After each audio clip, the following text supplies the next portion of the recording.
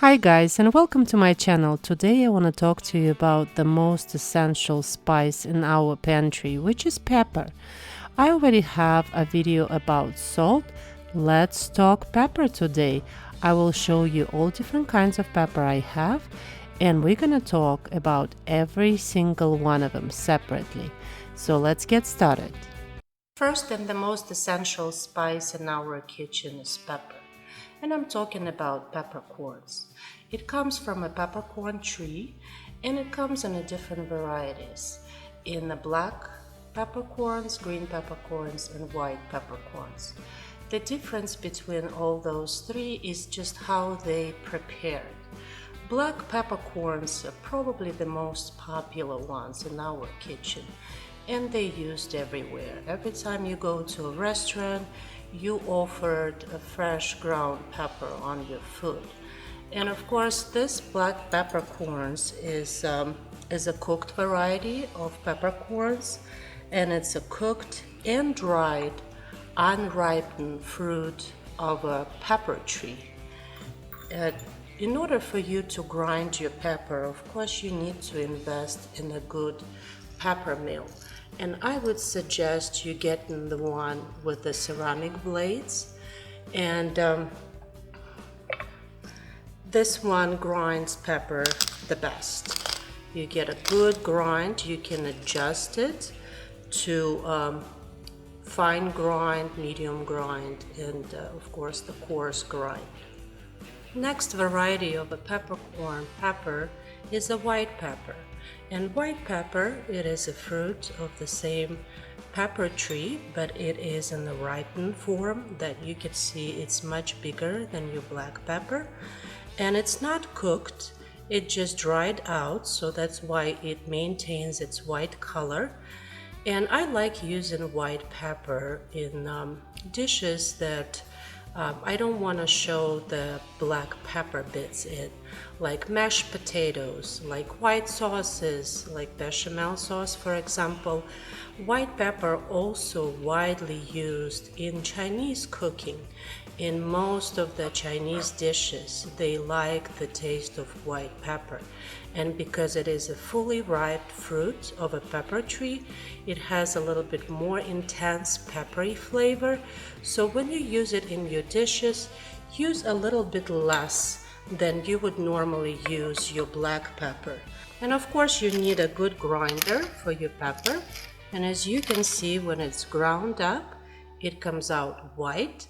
So it will not color your dishes or make these little black bits in your dishes. And once again, invest in a good pepper mill with a ceramic or stainless steel grinding mechanism, so you can grind your pepper to your taste. Next variety of peppercorn pepper is a green pepper. And green pepper, of course, is a younger pepper. It has less shelf life than your white pepper and a black pepper because it is not cooked pepper.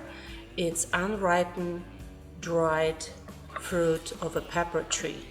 And of course, you're also gonna need a grinder, a good grinder for that. And I use green pepper in my salads. Well, maybe because it's green and it looks pretty on the salad. Sometimes I just sprinkle it on the cucumber or a tomato, or even on the caprese salad. It looks so beautiful. And this variety of pepper, probably not one of the most popular one, but it also has a very mild pepper flavor, and it's great in a variety of dishes.